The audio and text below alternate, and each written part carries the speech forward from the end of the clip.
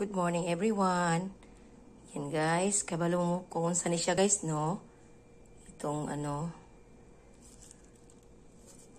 isang sangkap para sa guys, binignit or bilo-bilo. Yan, itong tapioca or ang tawag dito guys, ay kalimutan. Tapos meron din tayong landang. Ayan, landang ito dito sa amin guys. Yan, landang. At itong saging. At meron din akong guys, kamote at saka ube. Po nandun na sa labas. Ayan guys.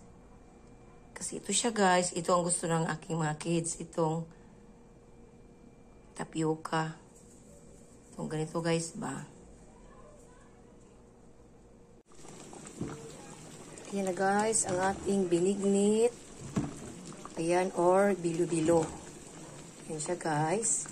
Ayan, meron siyang ube, kamuti, at saka saging. Tapos itong sago, meron ding landang guys. Ayan ang ating binignit.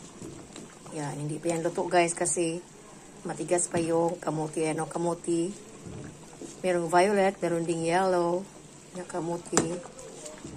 Pero yung ube natin guys, itong violet. Ayan.